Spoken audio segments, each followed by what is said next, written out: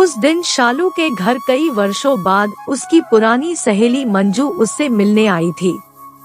दोनों बातें ही कर रही थी कि थोड़ी ही देर में शालू की ननद रीना, जो कि दूसरे शहर से आने ही वाली थी, वह भी आ गई। उसके आते ही शालू के बच्चे बड़े खुश हो गए कि बुआ आई है।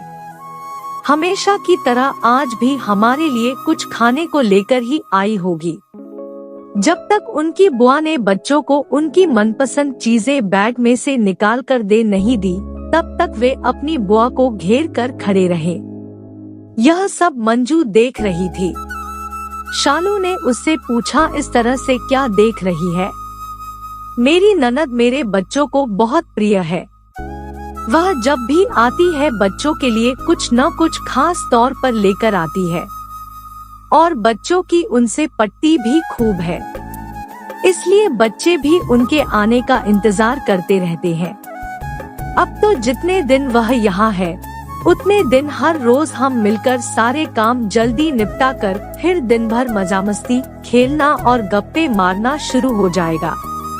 ये सारी बातें सुनकर मंजू बोली, तू कितनी लकी है कि तेरी ननद इतनी अच्छी है। वैसे तो मेरी ननद साल में एक बार ही आती है, पर क्या कहूँ, उसके आने के बाद तो हमारे घर का सारा माहौल ही बदल जाता है। मेरे बच्चे अपनी बुआ का नहीं, उनके बच्चों का इंतजार करते हैं, क्योंकि उनके साथ खेलना होता है। नंद के आने के बाद मैं तो बस फिर घर में बस काम वाली बाई बनकर रह जाती हूँ।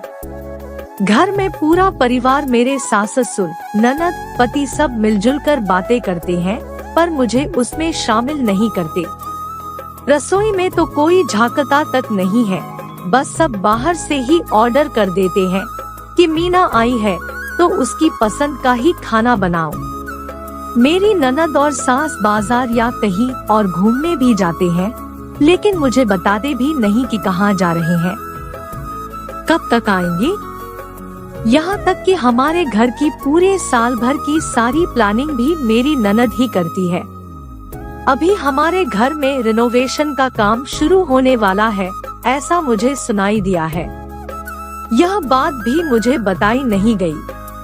उसका डिजाइन भी मेरी ननद ही सिलेक्ट करेगी। कहने को तो मेरा ससुराल मेरा घर है, पर घर की किसी भी बात में मेरी राय तक नहीं ली जाती।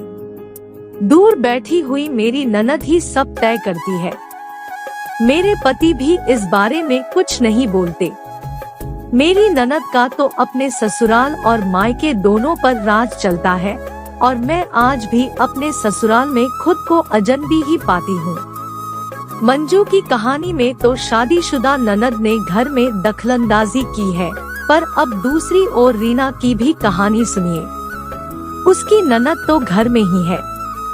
उसकी शादी तो हो चुकी थी, पर किसी कारण से उसका तलाक हो गया और अब तो वह मायके में ही है।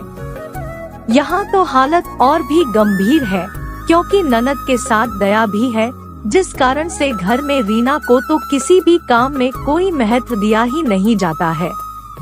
ऐसा आज भी कई घरों में होता है। जब बेटी घर में होती है तो बहू को अनदेखा किया जाता है, उसकी कभी कोई तारीफ नहीं करता, और अगर कोई और बहू की तारीफ कर दे तो सास यह जरूर कहती है कि मेरी बेटी भी कुछ कम नहीं है। पर औरतें यह क्यों नहीं समझती कि आखिर बहू या भाभी भी एक इंसान है।